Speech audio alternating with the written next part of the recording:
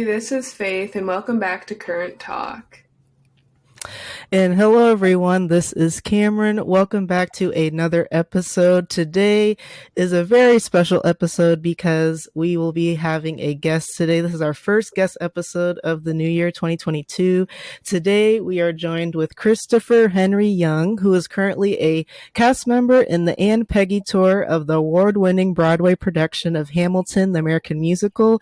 He is an actor, singer, dancer, and choreographer, and we are very excited to bring him on here today to talk about the importance of Black actors in the entertainment industry, as well as his experience as a professional actor, currently on a Hamilton tour, which is super, super phenomenal. So we're going to let Christopher introduce himself, as well as where you can find him on social media.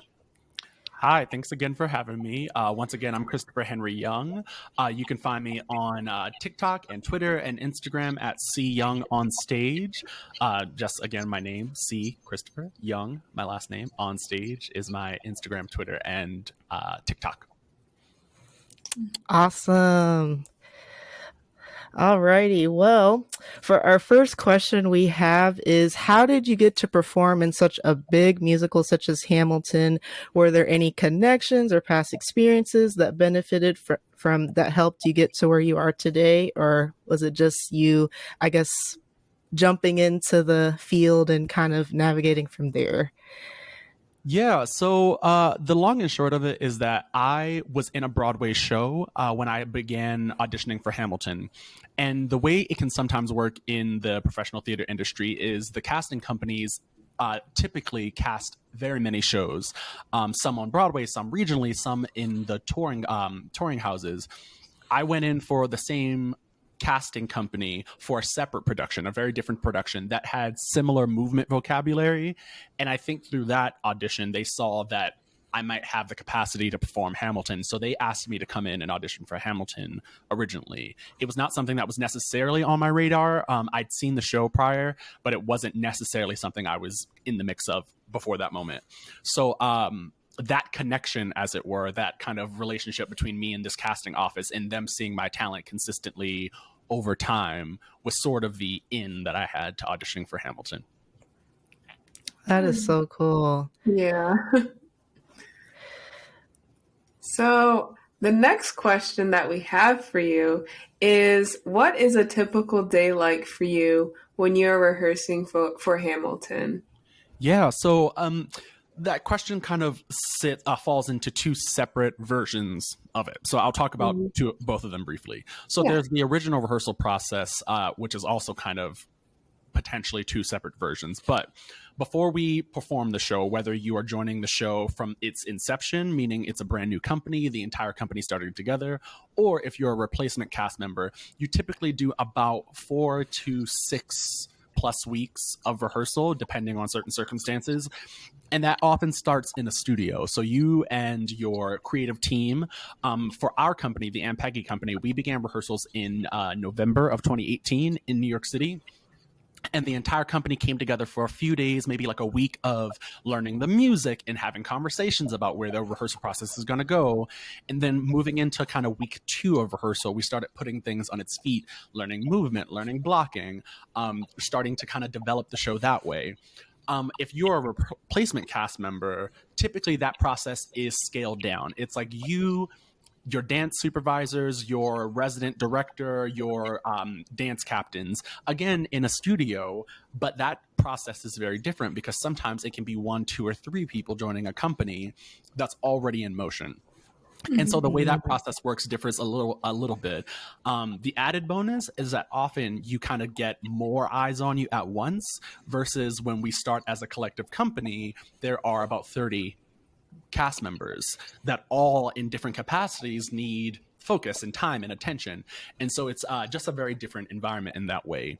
Also, when you join the company that's already performing, you often get to watch the show, the very show that you'll be joining, and you can kind of focus in on whatever role that you'll be replacing the actor who's currently doing it. So that kind of is an advantage in that way.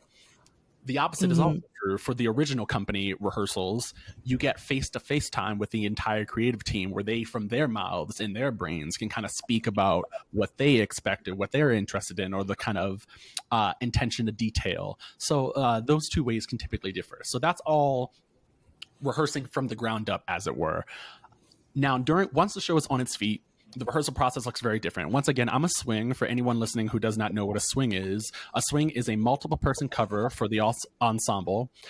In Hamilton, I learn man 1 through man 6, so that's 6 separate roles. That is both their choreography, that is their features, that's any dialogue they have, that's any choreography they have.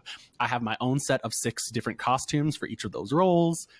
And anytime any of those performers cannot perform for any reason, I'll go on stage. And that includes before or during the show. There have been quite a few times where I've had to go on stage once the show has already begun. And so in order to rehearse that process, it's condensed because, again, we normally start our rehearsal process, the bulk of it, once the show is opened. So we're in rehearsal from day one, watching from the sidelines. We get certain times to kind of be in the space. If one of the people that we cover has a costume or wardrobe fitting, costume fitting, we'll go into the rehearsal process for them, but it's not necessarily focused on us at that time. Once the show opens, the focus then turns to the coverage team. And so we'll kind of go one role at a time as often as possible. Sometimes in some shows, you have the option to kind of consolidate knowledge because some of the roles do similar things. That is very much not Hamilton. That is not what is happening in this show. Whether you've seen the show, whether you have not seen the show, Hamilton is a unique show in every character on stage has a very unique identity and they traverse the space very individually. There is very rarely shared choreography and that's somewhat intentional. There are moments in the show where we're all doing the same movement to make a statement that we are all doing the same movement, but it's also a statement in the show that we are rarely in the same step at the same time. Mm-hmm. All that to say, that rehearsal process really takes a focused mind because you're learning. Again, I might have 3 weeks to learn one new role, sometimes 2 weeks, sometimes a few days, depending on the need at the moment. And so my rehearsal process as a swing in the Peggy company, I started off learning one role because I've done swinging in my career. I think I've done maybe 7 or 8 different contracts as a swing throughout my entire career. And so I've learned what functions for me when it comes to learning multiple roles and all their materials. And so I tend to fast track the process for myself. I don't believe this should be industry standard that I do the work myself because there are people hired to teach me the show, but it is helpful to my process to try to front load as much as possible. So when I'm learning one role, I will attempt to take note in my brain and in my notes of where I intersect with my other roles, where there might be shared movement or vocals or choreography or whatever that may be. Because again, it's very helpful to my process, and it sometimes can help streamline what can be a very long process. It can sometimes take up to 6 months to learn all of the coverage roles that you are kind of tasked with as a swing. And ain't nobody trying to be in rehearsal for 6 months. So that's really what that is for me. So that's kind of the difference between the kind of 2 or 3 rehearsal types. Wow, that's so cool. Yeah, just hearing all of that is just like a huge like eye opener to me because I always like watch musicals, like especially like Hamilton, just from like watching it as like from an audience standpoint, and then hearing just like how, you know, everyone behind the scenes, like all the preparation leading up into what you do for your performance, and then just learning new roles on the spot, like that's intense. And especially for like how fast paced and how like a lot going on at the same time it is, specifically with that show, is incredible, and that is amazing. Do you have a favorite role that you've had to spot so far? Yeah, so let me just name all the roles that I do in the show. So 2 of the roles are unnamed, and those are the Man 4 track it's named as per like my coverage, but from the audience perspective, it's called Man 4. If you know the show, he's typically the guy who does the gun solo or the book solo in Schuyler Sisters. And then the other one is Man 6. And Man 6 is kind of what we consider the ghost track. It was originally kind of intended to be able to be taken out of the show as an understudy for some of the principal characters. So those two roles are there. And then Man 1 through the other men technically are Charles Lee, Samuel Seabury, George Eaker, and then James Reynolds. My favorite to do is Charles Lee, and that's the Man 1 track role in our show. The reason why that's my favorite is because Charles Lee as an identity, as a character, is such an interesting scene to play, mostly just because I'm for those of you who clearly can't see me because this is a podcast, I'm like 6'1" and very athletic, and often I wind up playing kind of domineering or tall, you kind of that male aggressor type characters just because I'm tall and athletically built. Charles Lee is at face value a scaredy cat. Right. And that's so interesting for me to be able to get into because I think of myself as a pretty confident person. So to get to really kind of take myself there of being genuinely overwhelmed as an actor is really interesting to me. And then he's both insecure and overwhelmed by the circumstances he's in, but has way too much mouth. So he's over here causing trouble really for no reason because no one asked you, and yet somehow you wind up in this duel that you weren't really prepared for, but very emboldened by your position to run that smack. And so I find that interesting as an actor to dive into. And again, as someone who doesn't typically get to play the kind of scared or insecure characters, I find it to be a bit of a challenge in a good way.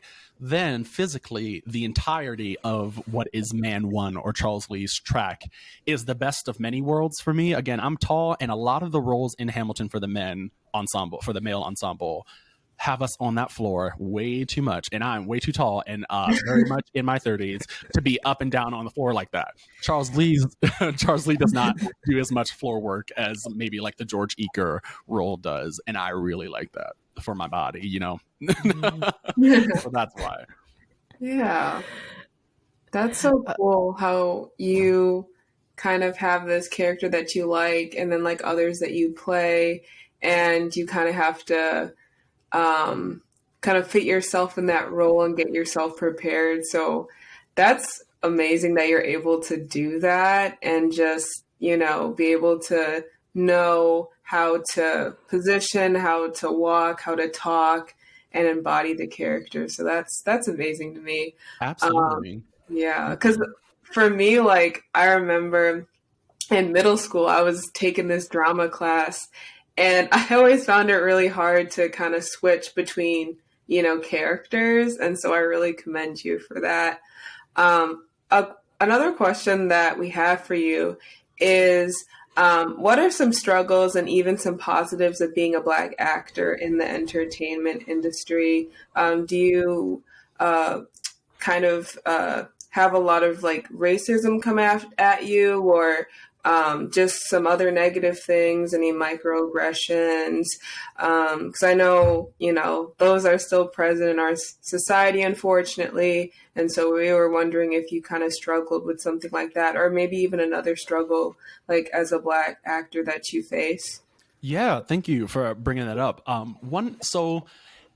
A positive or advantage or whatever word you want to put with it that comes as a result of some of the negatives of being in this industry is that because I was positioned from the beginning of my career to feel as though, or to understand as though I had to be excellent. There was no choice, because at bare minimum, I was already, as per the industry's view of me, behind. That is not how I felt, but the industry seemed to suggest that they were going to look at me differently. So it kind of instilled in me this need to be right because I was right, and to be good because I was good, not because I just believed it, but because the facts in the receipts showed up for me. And so I trained my abilities to make sure I understood exactly what they were. And then as a result of struggling through this identity thing that the industry I felt the industry needing me to know who I was. Now I know who I am. Yeah. And while that at the time, I won't pretend that it was ever easy necessarily, but at the time it was very challenging to consistently have to either defend or express who I was within, you know, a percentage of accuracy. Now what that has given me is a bit of a superpower. I walk into auditions knowing exactly what I bring to the table, and I walk into rehearsal rooms with a confidence that's built on years of having to show up impeccably. And again, it's a two-sided coin, because something in the beginning of my career, for instance, because I was like a athletically built, tall man who danced, people really needed me to be able to dance. And so I had to make sure that I looked good. And also I'm a queer man. So like I had to be able to at the time I was struggling with what that meant in the industry. I knew what it meant in my personal life. I knew how to show up wherever I was as Christopher, the person on the street. But in my career, I was like, where does this sit? Are people going to watch me in an audition and feel that I'm too effeminate or too this or too that? And so I really had to come to terms with what I needed out of my career and what I was able to deal with and what I was refusing to deal with. So again, it was a negative circumstance, but on the other side of it, the version of myself that I agree to be, that I know to be, that I will not let anyone tell me I can't be, is as a result of that struggle. As for the microaggressions of it all, Lord, those are constant, and they are, I won't even pretend for a second that they aren't still effective. You know, they don't affect me, because I think that will negatively impact my humanity. If I pretend that I am not affected, I may at 31 years old understand how to navigate the microaggressions. I may understand how to combat the microaggressions, but I for a second am not going to dumb down my emotional status and say that I don't feel this. Because I'm human and I deserve to be human. And so when people, for instance, there are sometimes, and this is something that's in the midst of change as a result of a lot of the non-binary and trans and women in our community, trans people and women in our community, theater community, who refuse to allow this to continue. Something as simple as not understanding how to do our makeup, or not having the right color palettes, or not understanding that certain people's bodies have a little bit of small over waist and a lot bigger thighs, and you have to accommodate for those things when you're designing the show. Something as simple as making sure that the color palettes of the costumes, that the wigs are accurate to the textures of my black ass. Ooh, my black self. Those things are so important. And there are a lot of people who have been doing that work of making sure that we no longer wind up in a lace front that is giving us very much not my texture. And those microaggressions show up in ways of someone doing a costume fitting saying, "Ooh, you got big thighs." That's inappropriate regardless of the human. It's even more appropriate when you take into the context of the fetishization of my body historically. So it's like making sure that I stand in a position where I can advocate for myself. Actually, I don't feel very comfortable with you ever making that comment to me, is the response. To make sure people understand where I sit when it comes to how you can address me. And so, or something as simple, my name is Christopher. The amount of times in my career where I go, "Hi, my name is Christopher," and people go, "Oh, hi, Chris," which tells me one of two things. Either you literally did not care what I said and just heard Chris, or you felt so privileged, so emboldened to decide how you can address me. But let me just correct you again. "Oh, thank you, but it's actually Christopher." Because that's my name, and I won't argue with you about that. In the time it takes you to argue, well, Chris is, you could have just said Tuffer. Like literally in the time that you argue back, you could have just finished it, boo. So calm down. So things like that are some of the things that I come up against. Some of the ones that become a little bit more challenging to deal with on certain days of my career are things like people telling me what I must be able to play. You know, people saying, "Oh, do you know what I do if I could feel?" Because it's from a Black musical, The Wiz. Now, yes, I know the song. Yes, I love the musical. But you assuming that that's in my bag of ability simply because I'm Black devalues, one, the work I've done to be such a varied artist. Yeah. Two, it then imposes a version of my talent that I may or may not be able to meet, which means you're not actually looking for my talent for what it is. You're looking at it for what you believe it should be and can only be. Yeah. Right. And so those things can become really challenging to navigate. While I have figured out how to navigate them for myself, I don't think it's fair of me to have to go, it doesn't hurt, it doesn't hurt, it does hurt. And I shouldn't have to put up with it in the first place. Let me show you what I can do. If you want to know if there's a certain type of song I can sing, say, do you have anything in your book that is of the R&B pop variety? Then I'll tell you. But don't you assume just because I'm Black that I must be able to or only can do this. Because yes, I can do that. But I can also give you some classical repertoire as well. Because that historically is also something that Black people have done in America. So, Yep. Yeah. No, I feel that because, you know, I've had some situations where just because I'm a Black woman, people think that I can dance, that I can twerk, that I can do these things. And I'm going to be honest, I can't do neither. So, you know, people kind of act a little strange when I'm like, yeah, like, I can't really do that. And they're like, oh, like, you know, what do you mean you can't do it and stuff? So, you know, people, you know, just assume things just because you're a certain like color or a certain way. And it gets frustrating. But it's, you know, it's something that I'm just like, you know, it's frustrating, and I just kind of educate people, you know, hey, like not all Black people, you know, can do this and can do that. So, yeah. And for me, the wildest part of it can sometimes be how isolating it can feel. Yeah. And so to me, something else that I've learned as a result of some of the challenges in my career is the importance of finding community and not feeling forced to belong to a community, even if some of your identities might match up with that. Like, I am absolutely an actor. I work on Broadway. I'm in theater and I love it.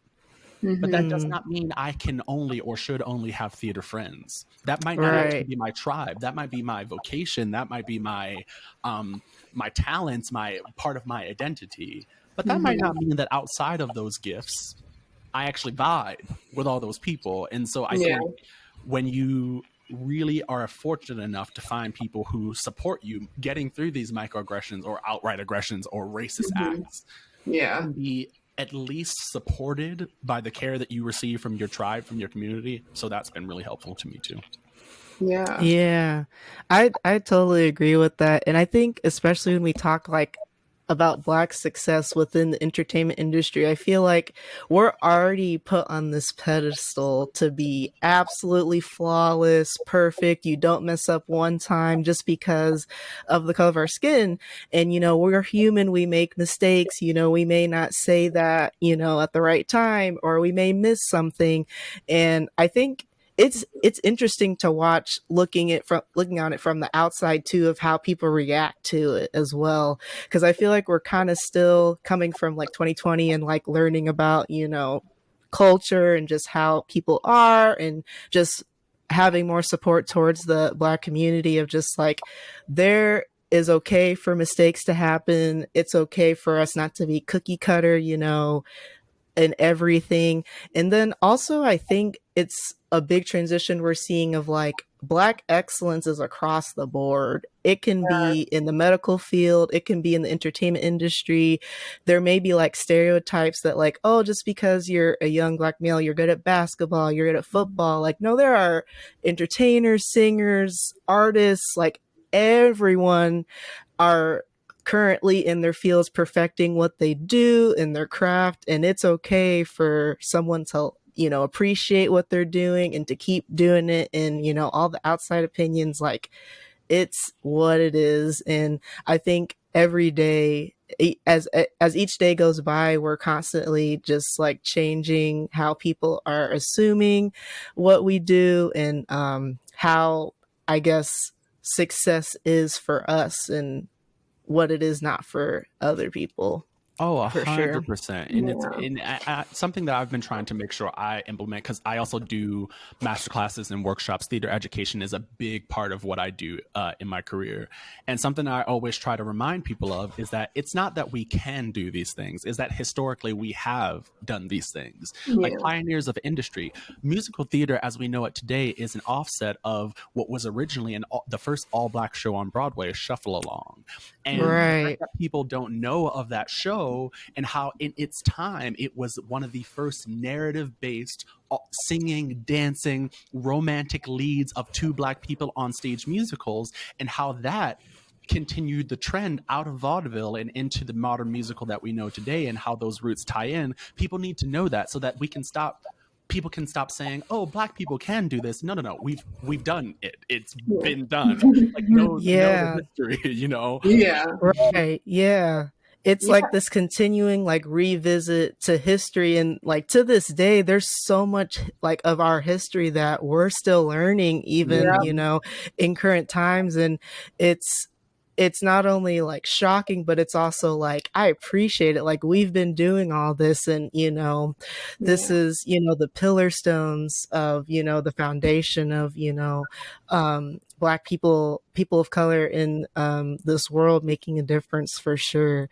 But were you gonna say something good? Another thing that I would like to say too is like when people think of Black history, they're like, oh, the civil rights movement and all this stuff. But it's like, what about like the Black entrepreneurs, the Black artists, the Black actors and stuff that have really changed like the course of history? And I feel like, and I'm not saying that civil rights is not important. It is very important. But I feel like, especially in schools, like whenever like we talk about Black history, that's like the only thing we talk about, and not all these successes that like a bunch of Black people have done. So I feel like, you know, we need to add and like teach like people and our kids that like, you know, there are these great like Black people that have really changed the world. Instead of solely focusing on, civil rights and all that, because I feel like that's the only like Black history that a lot of people know. And it's like really sad. And also in terms of, you know, kind of putting Black people in a box, like, oh, you know, are you a basketball player? Or are you this and that? Like I have gotten countless questions, especially with the basketball, because I'm like pretty tall. I'm not exactly 6 feet, but I'm like 5'10" and I've always been kind of tall for like my age group. So a lot of people, when they see me, they're like, oh, do you play basketball and all that? And I was like, no, I actually don't. In high school, I actually bowled. So I was a bowler for 4 years, and I was actually in orchestra. So you know, a lot of people are kind of shocked when I say that, because they think that, oh, I assume that like you played basketball and all this stuff, right. But I actually did other things that you probably wouldn't assume like a Black person did. So, yeah. and you know, something that I've been fortunate through my career to be able to cultivate is that kind of historical context to my position, mostly just because throughout my career, I was hungry to understand where my Blackness was in the theater industry. And so when I first got to New York, I tried to go back into archives and music theory to try to find off the beaten path Black shows that people don't know. So when I sang them in auditions or things like that, people are like, oh, where did that come from? It opens up a dialogue. And then the other thing that's true is simply that while the civil rights movement absolutely is Black history, it's also American history. And we need to start qualifying the American space that is Blackness. Yes. Because to me, especially in the theater industry, people get away with constantly being misinformed about what is and what isn't within the theater industry professionally. And so again, shows like 5 Points or Paradise Square that's coming, it's about 5 Points New York. 5 Points New York was a kind of community that had both Irish immigrants and settlers and enslaved, previously enslaved descendants of previously enslaved people living together in New York City. That area of land that is Central Park was also a Black settlement for a number of years before the city came in. And that's all things that pop up in theater history through certain shows and certain narratives. All that to say, in my career, as you mentioned, you know, a lot of us as Black people are reclaiming our knowledge of our own community. And while that's incredibly frustrating, it's also important right now. Like, it's frustrating that we didn't have access to all this knowledge prior. Right. That it was not as widespread, the knowledge about our culture. Something that I am happy to see happening is that it is becoming far more accessible, especially for people who are in the arts industry, in the theater industry professionally, because we have to move away from the assumed position of theater being whiteness. So I should not feel as though my Blackness is off center. And that shows up sometimes when I go in for work. When I go to audition for certain pieces, and it feels as though I can't inform the character with my experience, specifically my Black experience. It feels like I have to leave that part of it out. And I say, no, like, I should be, if we're doing a period piece that was originally done in its time with a Black artist, well, let's reapproach that piece, that character, now that we have a Black artist in the space. Let's see what 1930s New York felt like. Let's really add that in there, because we need to stop shying away from the truth and reality. Art is more interesting when it's truthful. And so to me, stop being boring with a lie, you know? Right. Honestly. Yeah. This is kind of like a sharp transition. Okay, go for it. Our next question. What is your favorite song or scene to perform in Hamilton? And what is your overall just favorite song from the musical that you could listen to at any given time of the day? So my favorite, let me just say that it does change quite often, depending on so many variables. But at the moment, I think my favorite number in the show to perform is probably either the Helpless Satisfied combo. In the show, we refer to them as a combo. Like, we say Helpless Satisfied for the most part, because when you're performing it, it's like one through line.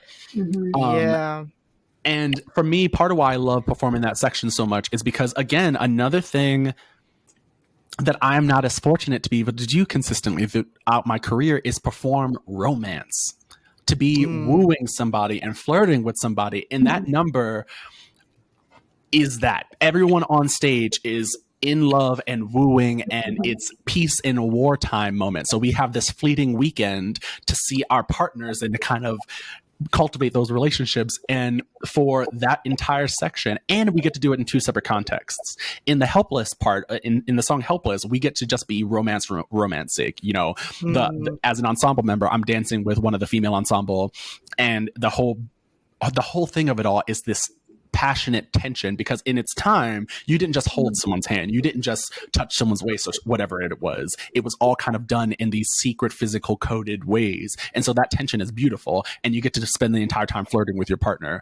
And then in Satisfied, it's through this context of Angelica's experience in the same night. And so some of the movement is shifted to kind of suggest it looked a little differently from Angelica's point of view. And that's so much fun to perform. It feels good to kind of go, it was flirty, but it was also dangerous. It was sexy, but it was also kind of betraying. And so it was all this other stuff that I find really cool to do. Now, so that's my favorite one to perform. Occasionally it bounces to Room Where It Happens, because that number is just like, cool, very cool. Yeah. Historically, it was Yorktown, and it still is on most days, but that song also hurts too. It is long and it is hard, and the vocals are there. So yes, that one third is that one. So my favorite number in the show overall is Burr's Wait For It. So that's my favorite song in the show. It has been since I saw it originally. And part of it is because Burr, in Wait For It, says out loud the thing that I would argue 99.99 repeated percent of humans experience, but will rarely, if ever, fess up to. And it is that jealousy thing. It is that question of your worth thing. It is that pep talk you give yourself of like, no, I'm good. And Wait For It is that. You know, he starts off in this moment of like confession. I'm the other man, you know, to this woman that I love.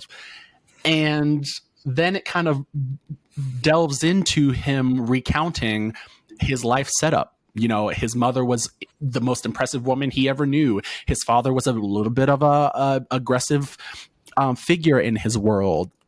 His grandfather was a pillar of the community, so he had no choice but to be excellent as per his parentage, and how that leaves you a little stressed about, am I going to follow the family line of excellence? And then you're faced with this, what I assume Burr sees it as, runt of a human who comes in wild and crazy, chaos in a bubble, and seems to get everything, specifically everything you also want.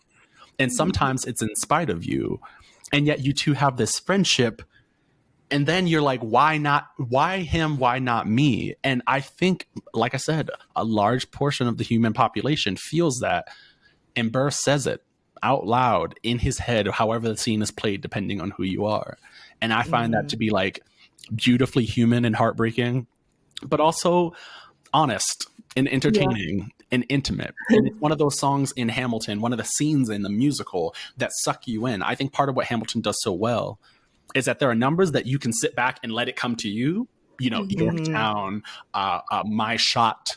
There are moments where, as an audience member, you can just sit there and it'll land. And then these other moments where you lean right in, where they're like, the scene is so small and so intimate, or something as interesting as we're doing small movement. So you're like, as an audience member, you're like, wait, what is happening?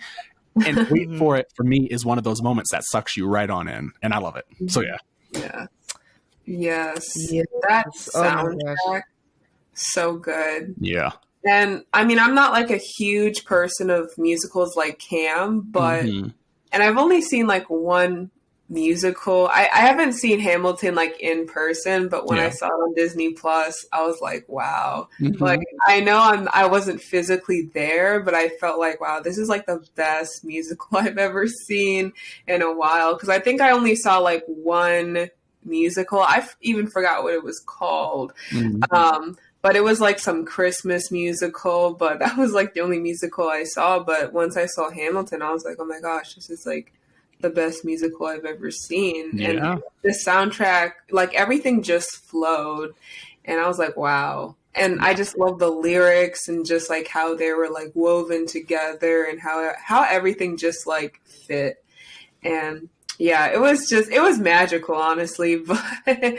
But yeah, like I'm not like a huge musical person, as I said before, but I just felt like there was something about Hamilton that was different. And that really just had that spark. So yeah. Definitely. Yeah. My personal favorite is Alexander Hamilton, the first song that you hear. That song, to this day, since 2017, has always been on my like favorite song playlist on my phone. I listen to it once a day, at least once a day. It is constantly playing in my car. Love that song so much. You know, it's one of the best opening numbers in a musical that to date. And the reason is because, I mean, in musicals at face value are weird to the average human mind, simply because you break out into song out of nowhere. And unless we as artists, as the show, as an entity, can really set you up for that, to agree to go, okay, I'm going to believe this, it's moot. It doesn't matter. And so what the opening number Alexander Hamilton does is sets you up perfectly as far as the vocals and the text for what you're about to experience, right? You hear from the very beginning 4 separate people talking about someone else, right? You hear them talking to you. And then you come into this moment where you have a whole ensemble in varied ways talking about this person who pops up, who's talking about themselves in real time. So we're talking about him out of time. He's talking about him in time. And then the audience goes, oh, okay, so we're going to be playing with time here. I get it. Then physically, when you see the number, you see visually that the ensemble is embodying so many different storylines. At one point, you're his mother. At one point, you're his cousin. Another part where people on a ship going to the new land. Like, you see exactly what you're about to see. And so you get to go, okay, I know what I'm about to see. I agree. Anytime I see some random human floating in the air, I'm going to ignore the humans holding them up and pretend they're just floating. That's what I'm going to agree to. And so, and then again, it's a bop. It's a whole bop. So like musically, you're like, oh, they're singing, they're grooving, they're jamming. And so, yeah, I agree. It's such a great song. And for the people out there who may not get into musical theater, which is totally fine. Like everyone has their things, you know, I find oftentimes when it comes to art in general, it's rarely that you don't like it outright. It's that you haven't found your thing. And for a lot of people, Hamilton was their thing, their way into theater, because it was a vocabulary they understood. I mean, a lot of times people are not going to understand classical Broadway or contemporary pop Broadway. That's not their vocabulary. But Hamilton not only uses rap, R&B influences as its vocabulary, but it also still has that classic musical theater, that classic pop sound that people go, okay, I also know this. So it has a wide spectrum of stuff or a wide spectrum of people. It's such an excellent piece of theater. And I also think it is an imperfect vehicle. And as someone from within it, this is why I would say as an artist, I prefer to critique, not criticize, because critique comes with an informed perspective and an offering of what you think could have been better. So, some way that you think this could have been better or more responsible or better for your taste or whatever it is. But a criticism is simply, I don't like that. What's that going to do? Like, how's that going to, what type of conversation is that going to start? I don't like it. Why? I didn't like it. Get out of here. I like to critique art in general. And Hamilton is so interesting to critique because largely it does depend on what your tastes are in certain ways. And then it also is important to remember that this was created between like 2010 and 2015. We were in a very different social, political, informed status as a nation, as a world. And so to see how it changes, especially since I've performed it for the past 3 or going on 4 years or so, give or take a pandemic, but because we've gotten to see how certain lines change the response from the audience. There was a chunk of time where in Room Where It Happened, the line when Madison says a quid pro quo, all of a sudden started getting a laugh because of what was happening with the then administration and what Donald Trump was doing with that foolery. And people started laughing because he said in a tweet or something like that, quid pro quo. So all of a sudden that was like a kind of funny moment, and it had never gotten a laugh before. Yeah. And so the show looks different from an audience perspective as well as the world looks different. And I think that's so beautiful and interesting. Wow. And what I think is so cool specifically just about like the album is I feel like Hamilton, like the soundtrack is the only musical where you can like only listen to like the audio and like just visualize everything without having to see the musical. It's its own like storytelling song, and I've like never seen that before in like any musical before, where you can just listen to the whole soundtrack, you can get everything that's going on in the story, you can feel the emotion, you can visualize kind of what the characters look like. It's just so well written, so good. Like I agree, it's a masterpiece. But we have one last question for you. All right. What is one piece of advice you would give to anyone listening to this podcast that is interested in pursuing your same career or in general wanting to eventually work in the entertainment industry as a performer? Yeah, I mean, this piece of advice, I think, works particularly well for artists, but I actually think it's applicable across many different careers. I think in order to be a working actor, in a way that is both honest to you, but also functional in reality, know yourself and know what you're up against. And when I say know yourself, I think it's important for you to understand what you do, understand your tools. Okay. So if my abilities are my tools, my voice, my acting ability, my physical body, because I'm a dancer as well, if those are my tools, I need to understand every way that those tools work in good times and in bad times. So don't just know how your voice shows up when you're in perfect health, because you won't always be in perfect health. Sometimes you'll get a cold and you'll get an audition, or sometimes you'll have a cold and then you'll have to do a show that night because you can't afford to miss that paycheck. And so how do you function?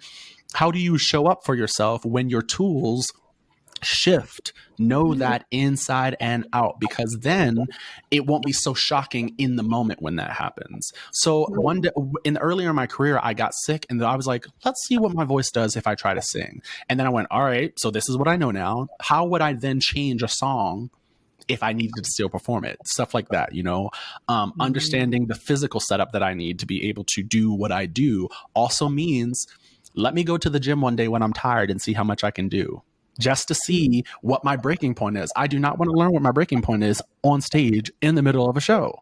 That is not convenient for anybody involved. And so know yourself in that way. Also emotionally, I went through a pretty interesting change between when I was avoiding getting to know myself in personal life and when I was like, you know what, let's go to therapy, let's figure it out.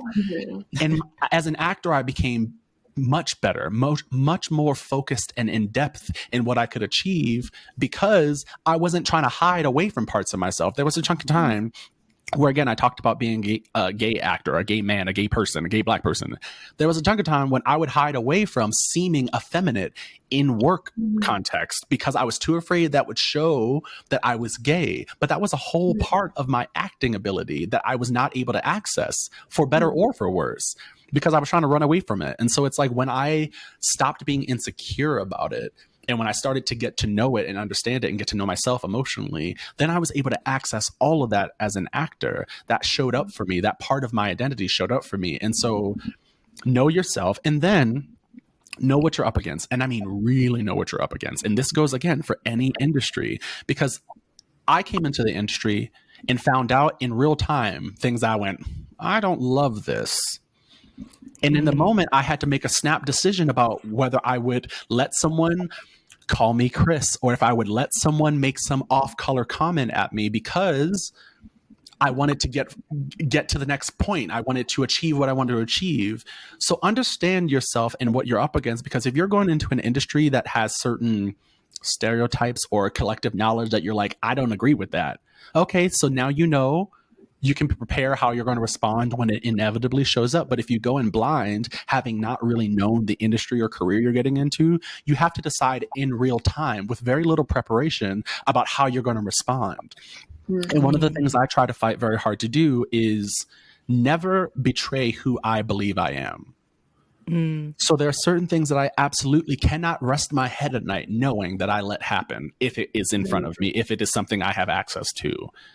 So if I didn't know that my industry, though the theater industry can be incredible in some ways, it is trash in other ways, and is in need of improvement in a lot of ways. And so when I'm face to face with some of those circumstances, I believe I know how I'm going to respond because I've thought about it, because I did the research to understand I'm going to come up against XYZ thing, and then I'll have to know how I respond. Or before it even becomes an issue for me, I'm actually not going to go audition for that work because this thing goes on there. I'm actually not going to work with this company because I don't believe in their practices, that sort of thing.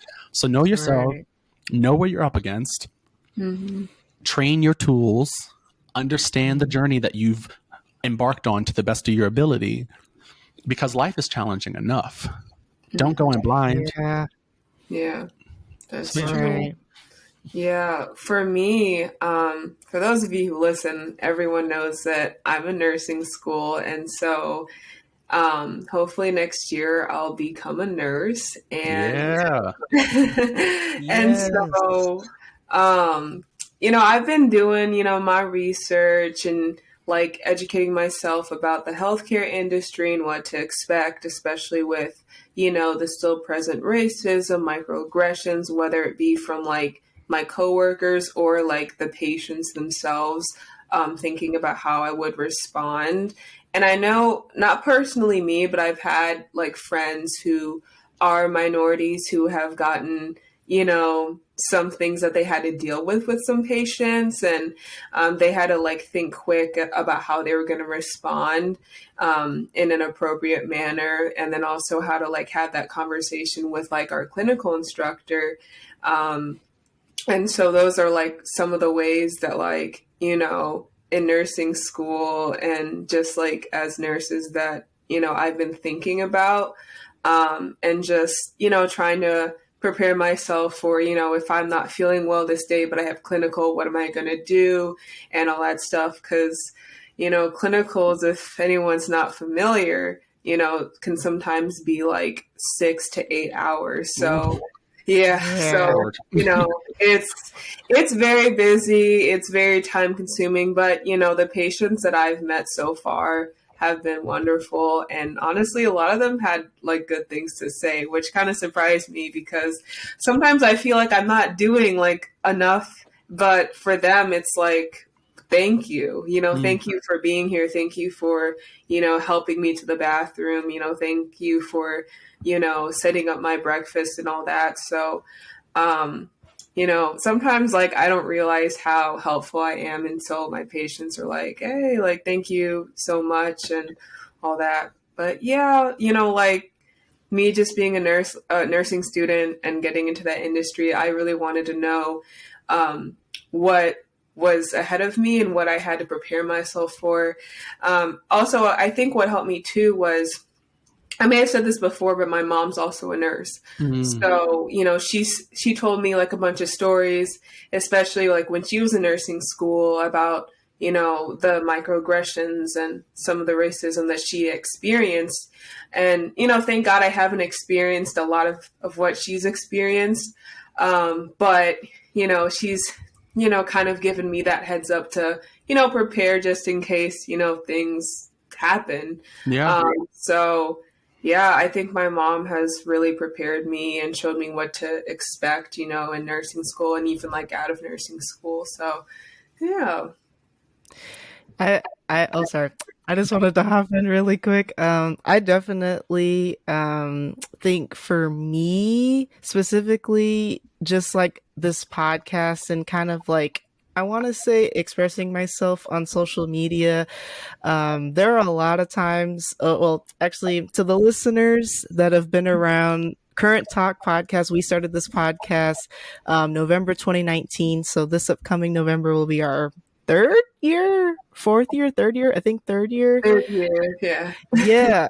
Our third consecutive year doing this podcast, which even saying that out loud is like, wow, like I have not like committed to something for that long and so long, just with like college and everything. And I always think of this podcast, and I think Faithe can also agree, as our escape from reality, in a sense of like, this is the one time of the week where we record, either if it's just us or we're talking to a guest, that we are expressing ourselves, we are trying new things, and we're just really just trying to branch out into doing a hobby that makes us happy and can give us that, I want to say, happiness, but also just like reflection that we all need at some time in our lives. And what I like specifically about this podcast is it allows me to, in a way, be more original with myself. Is I'm working on it, but I'm constantly always thinking about what people think of me, trying new things, and just letting all of, like, negative opinions get to me. But that's one of my New Year's resolutions, is to not care what people think. I know people say that every year, but that's really what I want to do. And hopefully it gets better. But just really, I think with not just this podcast, but just like other things that I do in college, I really just want to, at the end of the day, other people's opinions happen. Okay, so to our listeners, we had a slight technical difficulty, but we are back. But I just wanted to wrap up by saying that I, in general, am trying to be more myself and to honestly not let what other people's opinions conflict or just control how I operate. And even going forward with this podcast, Faithe and I were wanting to be a little bit more adventurous of like the topics we talk about, and just like bringing more difficult conversations onto this podcast, and really just expressing who we are, and also telling other people's stories. So yeah, on that note, I think we're going to end this podcast episode here. Again, a huge, huge, huge thank you to Christopher for joining us today on this podcast episode. You're very welcome. Thanks again for having me. It means a lot. Thanks for reaching out, and I'm happy I could, share my experience with you all. Yes, for sure. And as always, if you have any podcast topic ideas, or if you just want to add to the conversation, feel free to DM our podcast account, which is at Current Talk Podcast, as well as reach out to our individual Instagrams, which is at Cameryn.Hodges and Faithe is at Jedi Master, and we will get back to you as soon as we can. Also, we upload new episodes every single Friday, so if you're listening to this any day of the week, be sure you stay tuned for the next upcoming Friday, wherever you are, to listen to a new episode from us. And yeah, thank you so much for listening, and we will talk to you guys in our next episode of Current Talk Podcast.